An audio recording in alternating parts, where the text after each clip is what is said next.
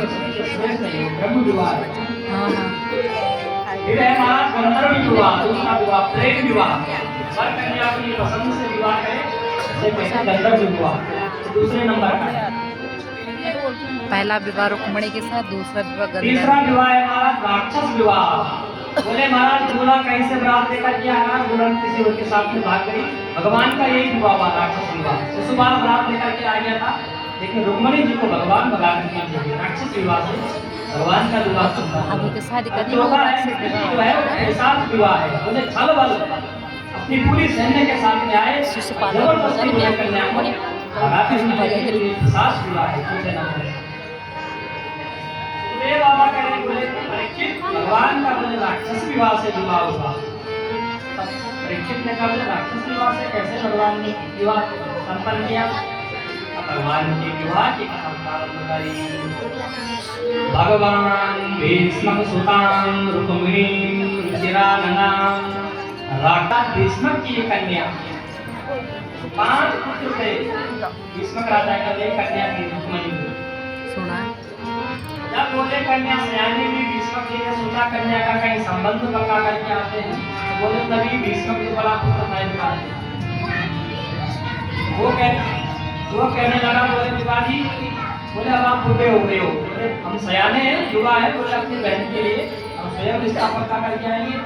क्योंकि उनके पिता ने कहा था बोले मैंने कृष्ण की बहुत महिमा सुनी, तो मैं चाहता हूँ बोले तुम्हारी बहन का जो विवाह हो कृष्ण के साथ में हम संबंध पक्का कर देते हैं। लेकिन बोले इससे क्रोध आ गया, क्योंकि ये बोले शिशुपाल से अपनी बहन का विवाह करना चाहता था राजनीतिक लाभ लेने के लिए। क्योंकि शिशुपाल दुर्योधन का मित्र था, तो इसे लगा यदि शिशुपाल साथ में बहन का विवाह होगा दुर्योधन से भी संबंध ठीक हो जाएंगे। दुर्योधन बोले राजनीतिक लाभ लेने के लिए बोले इनके पिता ने कहा बोले बेटा जैसे तुम्हें समझ में आता है करो से जवान हो गए हो। बोले नहीं, बोले अगले दिन बोले शिशुपाल से बहन का रिश्ता पक्का आवाज बहुत कम कही बताओ। रुक्मिणी जी को जब पता लगा तो भैया को बोला अपनी आवाज तेज करवा देना है। अपना चित्त भगवान के चरणों में लगा। कहाँ भजन का ऊपर तेज आवाज आगे से कहा मुझे गाली मार करे भाई ने चाहिए शिशुपाल के बाहर में बैठ जाए तुम नहीं सुना रही ना तेज लेकिन बोले मैं तो कृष्ण को प्रेम करती हूँ। भाभी ने कहा बोले पत्र लिखो। आवाज अभी बोले समय है तुम्हारे पास बारात आने में 2 दिन बाकी है। अब सुंदर 7 श्लोकों में रुक्मिणी जी ने भगवान के लिए पत्र लिखा मारा।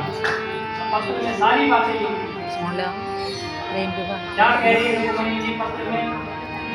सुंदर श्रुत्वा गुणान् रूपं दृशां दृश्यमता मखिलम्।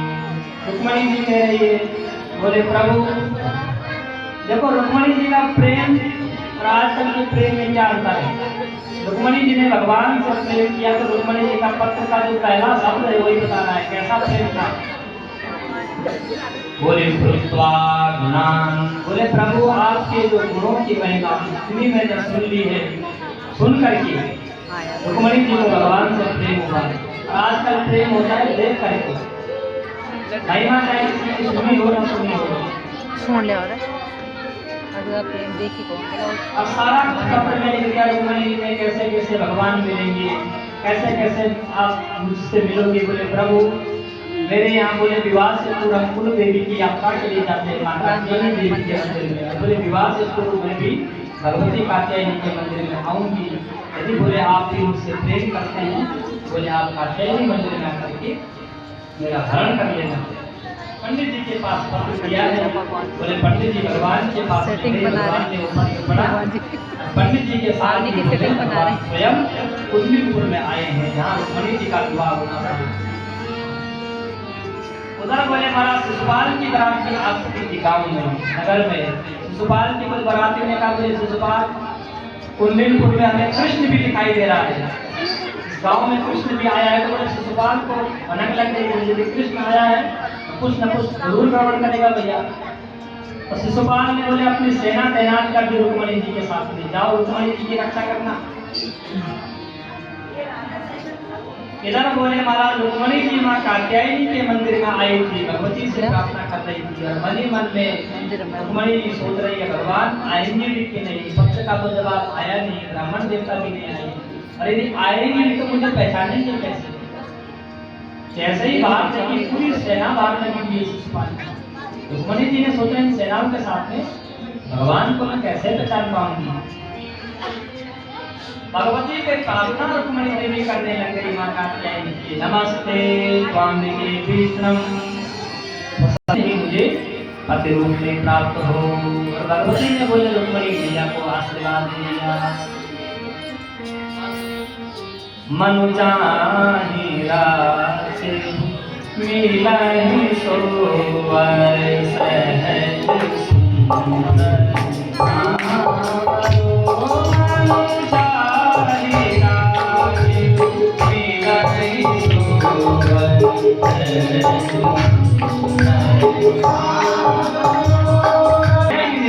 रुक्मणी को आशीर्वाद दिया है। और बोले महाराज जो भगवती रुक्मणी बाहर आई पूरी सेना रुक्मणी जी ने देखी। भगवान भी बोले उसी सेना के मध्य में भगवान भी आ गए। और बोले जितने भी सैनिक रुक्मणी जी के साथ में आए थे रुक्मणी जी की रक्षा के लिए, बोले रुक्मणी के सौंदर्य पर सारे सैनिक मोहित हो गए। भगवती रुक्मणी ने इतना सुंदर श्रृंगार किया हुआ था। सारे सैनिक बोले रुक्मणी जी का रूप सुधा का पान करने लग गए। और रुक्मणी जी भगवान को ढूंढ रही है प्रत्येक सैनिक के बीच में। और जिस सैनिक की नजर बोले रुक्मणी जी की नजर जिस सैनिक की नजर पर पड़ती मुझे वही सैनिक मोहित हो जाता। उधर से बोले धीरे धीरे सैनिकों के बीच से भगवान रुक्मणी जी के पास में आ गए। और जब सैनिकों ने भगवान को देखा तो भगवान को और भी सुंदर और भी मोहित सैनिक सारे हो गए। देखो देखो कितनी सुंदर जोड़ी है। भगवान ने रुक्मणी का हाथ पकड़ा, सैनिक सारे भगवान की रूप पकड़े नहीं है सारे सैनिक कहे देखो देखो जोड़ी कितनी सुंदर है। घोड़े देखो घोड़े कितने सुंदर है। सब मोहित हो गए। भगवान बोले रुक्मणी जी को लेकर के भगवान नौ तो 11 हो गए। जब भगवान बाहर से सैनिकों ने कहा क्यों हम क्यों खड़े थे। एक दूसरे से पूछा भैया क्यों खड़े थे। दूसरे ने कहा बोले रुक्मणी की हम रक्षा में खड़े थे। रुक्मणी कहाँ है तुझे देख रहे हो तब ध्यान आया। भैया देख रहे हो भगवान के सारे भगवान को ललकारा भगोड़े रुक्मणी तो भाग गई रे कान्हा जी के साथ युद्ध कर। तो भगवान को इन्होंने ललकारा तो उन्होंने भगवान राधा रुक्मणी की रथ को घुमाया। सभी बोले पीछे से बलराम जी की हमारी सेना के साथ बोले भगवान को रुक्मणी को लेकर